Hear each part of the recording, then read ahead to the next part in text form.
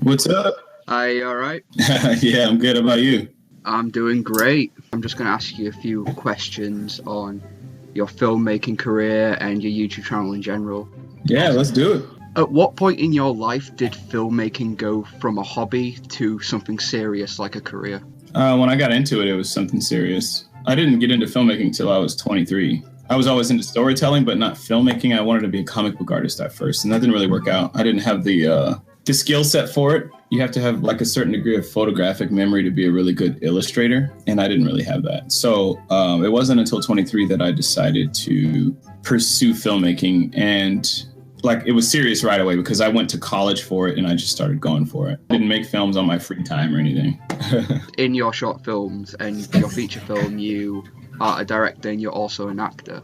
So in that sense, what are the biggest limitations for being a director? I don't think there are limitations for being a director, but I would say there are traps you can fall into. If you're leading or you're acting in a film and you're also directing it, as a director, you are the surrogate audience. You're the person who decides what's good and what's not. And when you're acting in front of the camera and directing, you don't have someone over your shoulder saying, hey, I think this is good. I don't think this works. So you're left kind of making that choice for yourself about your performance. And you know how alienating it is to look at yourself do anything. One of the challenges of it is getting past your own like self-consciousness, your voice consciousness and how you look, and being able to tell what really works and what's not working. And it also helps to, one of the ways to get around that is to have a really, really good cinematographer who's good enough at his job to look out for you while you're doing yours. You have to be really confident to do both. In your opinion and experiences, how hard is it to make it in the industry and get your films to that amount of success like you have? There's Hollywood and then there's independent film, and they're two different animals. To make it in Hollywood, it's incredibly hard because, you know, supply and demand. There's only so many movies being made by the studios per year, and there's so many people who want to direct and write and act and be in those movies. So it becomes a who you know type system. So it's incredibly hard to break into that. But in terms of independent film, well, I mean, that's really hard too, because there's so many films being made. It's hard to cut through the noise and the sheer volume of content out there. If somebody understands that in order to make it, you need to be prolific, you need to find ways to continue doing your craft without spending a lot of money all the time, then it's not quite as hard because you get to refine your craft and get better at what you do, pick up more skills, all the while slowly kind of building an audience for yourself. A lot of what I do is online, like you've seen me on YouTube, and platforms like that allow you to be prolific on a smaller scale without shelling out thousands and thousands of dollars for every film you make. I don't think it's too hard. It just depends on the person. You know, there are ways to work smarter, not harder about it. And then there are ways to spend a lot of money and end up very broke. That's like a simple question with a big answer. So. Yeah.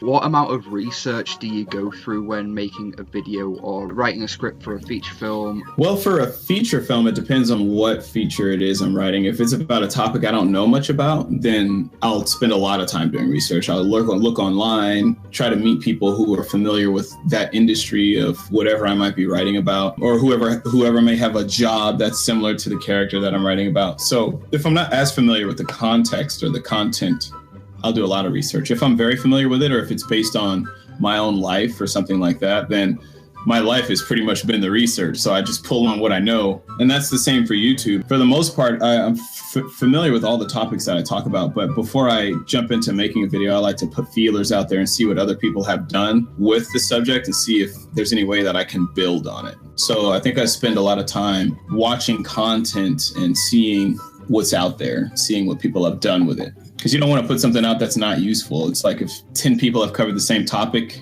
and they've covered the point the exact same way, then you want to put a spin on it or find another way of approaching it. So it depends on the YouTube. It depends on what I'm writing for, really. What are the biggest challenges you've undertaken either in filmmaking or on YouTube, and did you succeed in them? The hardest thing is marketing, and I think this goes beyond just film. It goes into art in general. If you're trying to be a rapper or a musician or a painter or anything to do with the arts, the hardest thing is going to be marketing yourself and getting your name out there. In terms of YouTube and what I've done online, I've been very successful getting my name out there and sharing information.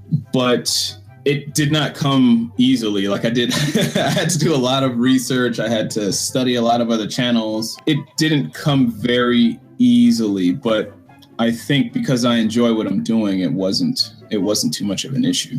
But the good thing about YouTube is there's no gatekeeper for YouTube. There's no one saying, oh, you can make this video, but you can't make that video. Or, oh, if you want to make this video, it's going to cost you $30,000. You know, like there are no gatekeepers with YouTube. And the only limit to your success is you. You know, how persistent are you? How devoted are you to bettering yourself at what you do? What's your taste? What's your sensibilities? A lot of what we consider talent is really just taste. You know, like if you have really good taste for comedy, then when you make a comedic skit, a lot of people will find it funny. If you have really poor taste in comedy, then you might make a skit and maybe 10% of the people who watch it may find it funny. So it's just really a matter of taste. But refining your skills and all that just comes down to the time you put into it. And the more time you put into it, the better you get. I mean, there's no ifs, ands, or buts about it. If you study screenplays and you study screenwriting and you listen to a lot of podcasts about it, you will get better, hands down, period. There's no way you can't unless there's probably something wrong with you. You know, you should just give it up and do something else. But you will get better. And then in terms of success on YouTube, it's the same thing. Like I spend a lot of time, you know, making videos, but I would say I spend even more time studying the platform and how it works and other people who are doing things on YouTube, how different videos that they do are working. Even beyond filmmaking, sometimes I'll study beauty guru channels or bodybuilding channels and just see how the channels move. You know, how do they grow? Why is this guy growing faster than this guy? But again, it's just studying. And the more time you put into it, the more you get out of it.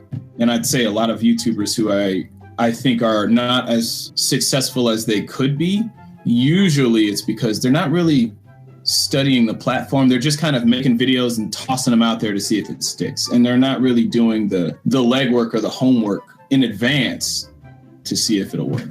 So how have you dealt with audience feedback, whether it be complimenting your work or discouraging your work? I think by the time you get to the point where you may get criticism or compliments, you quickly realize it's a part of the job.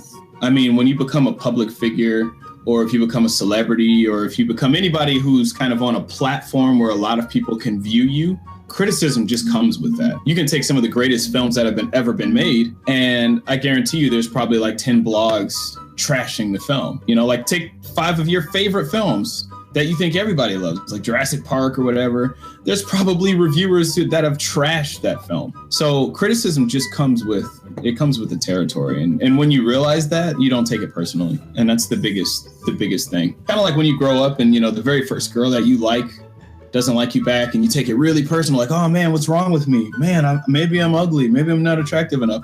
And then as you get older and you have a couple girlfriends and people like you, but you don't like them and all that, you just realize, you know what? It's just, it's just life. Like sometimes it's a fit, sometimes it's not. It has nothing to do with me. That's how it is. You just learn not to take things personal. How much has the jump from filmmaking to YouTube impacted you, and how much so? YouTube has definitely put me out there a lot more than strictly sticking to doing film festivals, because with YouTube you can be anywhere at any time. As I'm talking to you right now, someone in India is watching a video that I've made. Whereas with filmmaking, unless you have a film that's just, you know, has a general release already or something, you're kind of confined to wherever you are at that particular place in time. So if you're screening a film in Texas, well, that's where you are, and that's where people are seeing your work, in Texas. So you're not as accessible to the world strictly sticking to filmmaking, in my opinion. On YouTube, you can be a lot more prolific. So, I mean, I can drop a video a week and I can be, you know, in different traffic searches and in different markets, and you just grow like 100 times faster on YouTube because of the nature of the content and what you're doing. You're making micro content. If I was making feature films and releasing them on YouTube, that'd be a different story. You know, I mean, it's like, well, let me go away for 5 years and make another film, you know, so, but I'm not doing that on YouTube. I'm making like micro content that for the most part is manageable for me to do on a consistent basis. You're on a global market when you're talking YouTube. Whereas in filmmaking, it's tough to reach that scale of availability. Even if I were to get distribution tomorrow on sound or something, I'm still limited to what a distributor is going to do. You know, they're the ones who are going to choose, hey, can we get this in Germany? No, their market won't take this. Oh, it's a drama, so they'll only take, so, you know, whereas on YouTube, doesn't matter. Anybody, anywhere can see it. Yeah, again, it goes back to that. There's no gatekeepers on YouTube. Whereas in filmmaking, right now anyways, there are gatekeepers. There are people who decide what they can do with your work and what they can't do with your work. What is your favorite word? Favorite word? Yes. Hustle. I like what it means. Like when somebody really hustles, they're ambitious and they're going after it, and you're just not leaving any stone unturned. Since I'm working all the time, that's what I'm doing. I'm hustling, you know? And the most successful people, that's what they do. They just keep hustling. Like right before I jumped on this chat with you, I was editing. So it's just like keeping on the grind. I guess I like what it represents. What is your least favorite word, and in what way? Least favorite word. These are tough questions. I'd have to think about that. Probably right now, my least favorite word would probably be lazy. In the broad sense and in the personal sense. Like I have some days where I just feel like being lazy and I'm like, oh man, I don't want to do anything. I just want to like watch movies and eat ice cream and do nothing. There are some friends of mine and people I've spoken to that I think have a lot of potential, and the only thing holding them back is themselves. And usually it's laziness. Like they don't want to, you know, do what they can be doing for themselves, or they just don't want it bad enough. So, and it's a shame to see, you know, like, man, you got so much talent, but come on, man, you know, like get it together. What turns you on creatively, spiritually, or emotionally? What turns me on creatively is being out there and enjoying other people's work. Like when I see someone else doing well and doing work that inspires me, that gets me going. That just stokes my fire. That's probably one of the biggest creative turn-ons for me, because at the end of the day, we're all really connected.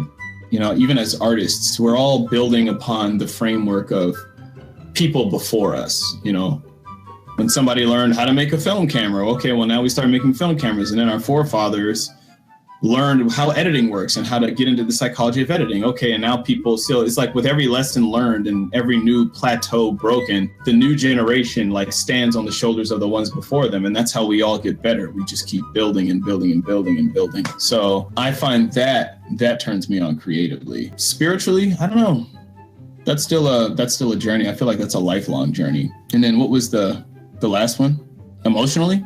Oh, everything. Success, friends, having a cool girlfriend, that's nice. You know what I mean? So, somebody who likes to be around you and you like to be around them, that's cool. Going for a nice drive in my Volkswagen, talking to fans, answering comments, all those things kind of get me going. I guess whatever makes me happy is what turns me on emotionally. What turns you off, creatively speaking? Nothing. Well, first and foremost, let me say, making any film is tough. Whether it's the best film on the planet or the worst film on the planet, somebody's blood, sweat, and tears went into it. Even if it wasn't the director, everybody working on it, they put their work into it. You know, like it takes the same amount of work to make a bad film as it does a good film. So I respect every film that I watch. It's like, okay, I may not have enjoyed it. Maybe there was some missed opportunities in there. Maybe it wasn't the most tasteful, or maybe it just flat out was boring, but I respect the fact that, I mean, it is a film and I understand how much work goes into making them. I think there's a difference between something turning you off creatively. When I hear what turns you off creatively, I think, what is something that makes me not want to create? And there's nothing that makes me not want to create. Yeah, so I wouldn't say there's anything that turns me off. I mean, I might see or watch something that doesn't inspire me to create, but I'm not turned off from creating. I just see it work and I'm like, oh man, I'm glad I didn't make that. You know, it's more like that, you know, not something that says like, there's no time where I saw a movie that was so bad that I didn't want to make movies for like 2 days. That's never happened to me before. For me, if I go into a movie that I know is bad, then I just get to study it and figure out why it's bad, and just like pick it apart and figure out what wasn't working about it. So that way I don't make that same mistake.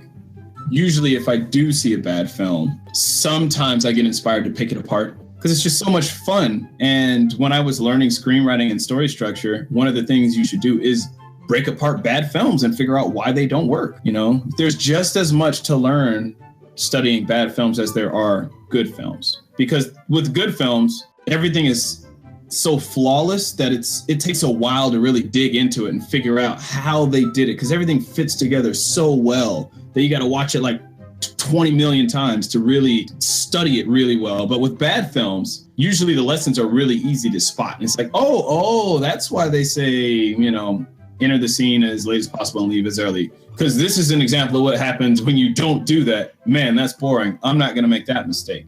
Like, you can learn things a lot quicker when you look analytically at bad films. So, I mean, there's lessons in both of them, really. So, yeah, super long answer. My bad. What is your favorite curse word and in what way? I don't have a favorite curse word. I kind of like all of them. But probably damn it. And it's probably because that's the one I say the most. Maybe friggin', because that's not a curse word. And I didn't think that was a curse word. And I didn't think hell was a curse word. But I made a video that had both of those words in there, and I still hear it till this day with teachers. Oh, I want to show this to my class. If only you didn't curse. Like, those aren't curse words, but oh well, you can't beat them all. What sound or noise do you love? From the Actor Studio. Sorry? Did you get these from the Actor Studio, inside the Actor Studio? God damn it, you found me out. Yeah, I got these from that. Sound or noise? You know, probably the fan when I'm sleeping, because it's easier for me to sleep with a fan on. I like the ambient sound of it. That's probably my favorite. Like, off the top of my head, that's probably the one that comes to mind. If I had a week to think about it, I'd probably come up with a really clever, like, oh, this is my favorite. But I said maybe barking dogs too. I like dogs. What sound or noise do you hate? Probably complaining. That's not a noise, but when someone's complaining, it sounds like noise. What profession, other than the one that you're doing now, would you like to attempt? There are other things I like as a hobby, but I don't think I'd attempt them professionally. I don't think there's anything else I want to do professionally other than film and directing and acting and writing. And I mean, those are kind of like 4 different jobs right there alone. So yeah, I don't think there's any other profession I'd want to do. I'm happy with where I am right now. The others are just hobbies. What professions would you not like to do? Probably a garbage man. I wouldn't want to do that. Or a doctor, because that's a super high stress job. I mean, film is stressful too, but it's a different kind of stress. If I mess up, somebody's not going to die. So, if heaven exists, what would you like God to say to you when you enter heaven? Good job. Pretty much it. That's what I hope he says. What is your favorite film? That's a tough one, because sometimes it changes. But I will say the film that got me into making filmmaking, or that got me into filmmaking, was a movie called Possession with Sam Neill. That, I think, will always be a very important film for me, even though it seems completely random. Most people haven't heard of it. But that was the film that woke me up to the possibilities of what you could do in film. And if you were to look up the trailer for it, you'd be like, whoa, that is a totally random movie. What is your least favorite film? Final question. That's a tough one too, because usually if you see a film you don't care for, you forget about it. I don't know how to answer that one. Maybe I can say the last film I saw that I didn't really care for. I didn't really care for La La Land, to be honest with you. I'm just not a musical guy. It bored me. It wasn't my kind of film, but it got a lot of hype and it did really well, but I couldn't even get all the way through it. Thank you so much for doing this. That's the end of the interview. Just want to say that's been a huge help. You've answered the questions great, by the way. And yeah, I hope you had a good time. Oh, sweet. Yeah, man, it was fun. Is it for a video production class, or what kind of class is it for? I'm studying film media, and we had to do interviews with people in the professions that we're going into and what our final major projects are on. So I thought it would be great to interview you, and it was great interviewing you. Thank you so much. Oh, yeah, you're more than welcome, man. And it was an honor having the opportunity. I appreciate you, wanting to reach out. I don't know what kind of nibbles you may have gotten, because I'd imagine that's a pretty tough assignment. You give a class full of people. I don't imagine everybody had a successful ratio getting a hold of who they were trying to interview. I don't know. I get a lot of these requests, actually, and it kind of narrows down to if I have the time to accommodate or not. Yeah, I appreciate it. I love talking with people and sharing information. I feel like, a rising tide lifts all boats. I mean, I didn't get to where I was or am had it not been for other people being willing to share what they've learned, share websites, share lessons or failures they've had. The more you share, it always comes back, and just keeping information fluid benefits everybody at the end of the day. So I didn't expect a reply, but thank you so much for getting back. And just like to say, good luck with your YouTube channel and your filmmaking. I'm going to watch Unsound soon, and I hope it's great. We haven't released it yet, so once it's released, it's not even publicly available yet. So, I mean, I've toured it on the fest circuit, and it's done really well at all the screenings and all that, but doing the fest circuit and doing a general release are two different things. So there's like a paperwork and all kinds of boring crap I have to do to get that to the point where I can like release it publicly. So, which is another reason why YouTube is so fun, because it's simple, doing films like on a scale like that. There's so much legal and all kinds of things that can be a drag to deal with, documents and contracts and all that. But once it's out, you'll probably hear about it when it's out. I'll do a huge campaign. I really can't wait to get it out there. It's like been a 5-year journey with that, 6 years now. I'm anxious to get it out there into the world and let it kind of like set sail and go where it may go. But getting it to that point is tough. And good luck with the assignment, man. I hope everything goes well. I mean, I'm sure it will. Like I said, I can only imagine somebody wanting to be like a studio director or something and then trying to email Spielberg. Can I get an interview? Like, that's a crazy assignment. I mean, props to your teacher, whoever said that. That's pretty cool. Yeah, anytime, man. And it was good hearing from you. No problem. Thank you so much. I hope you have a great day. You too. See ya. Keep up the hustle. Nah, you too. All right. I'll see you later.